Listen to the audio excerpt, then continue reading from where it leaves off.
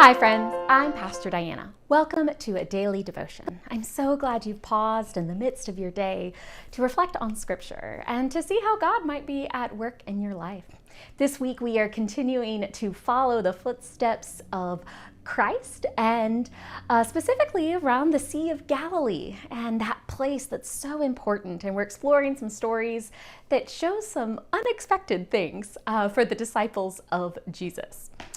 So I don't know about you, but I remember go at church festivals and at school festivals and things, there was always usually something called a Go Fish booth. And normally what it is like you would take a fishing string with like a clothespin at the end of it, you'd throw it over a kind of a thing that looked like a sea, and someone sitting behind it, and I loved this job as a kid, somebody sitting behind it would take a little prize and clip it to the clothespin, and you'd pull it up and you'd get to see it. It was a big old surprise.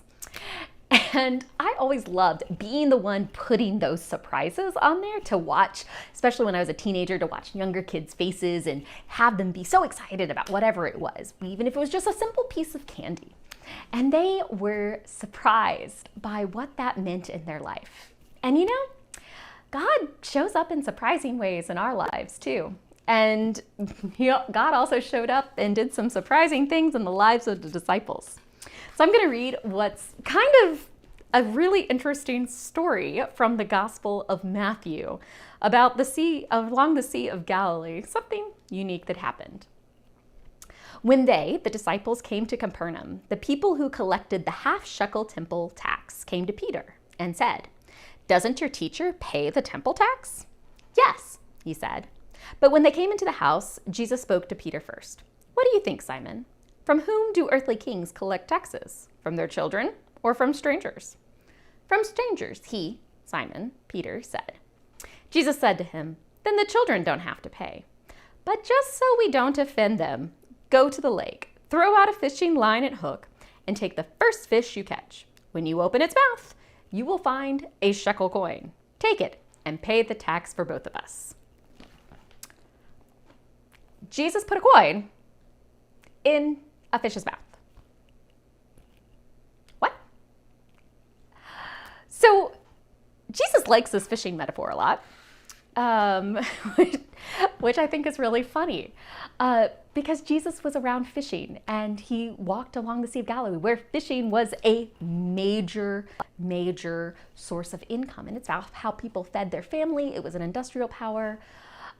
But Jesus is also pointing out something important about life with God. Life with God is not always easy. And especially when life with God and with church and with the world, and we have to figure out how to navigate that. So I think the important thing about this story, one thing that sets a little bit of context, is that it comes immediately after Jesus predicts for the second time that he's going to die in Jerusalem because he made people mad. And then you have this story about people coming and trying to figure out a way to accuse Jesus of doing something wrong.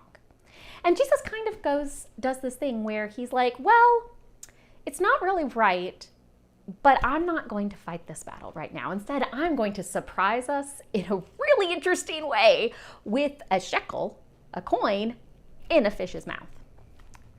And I'll be really honest, I wrestle with this story.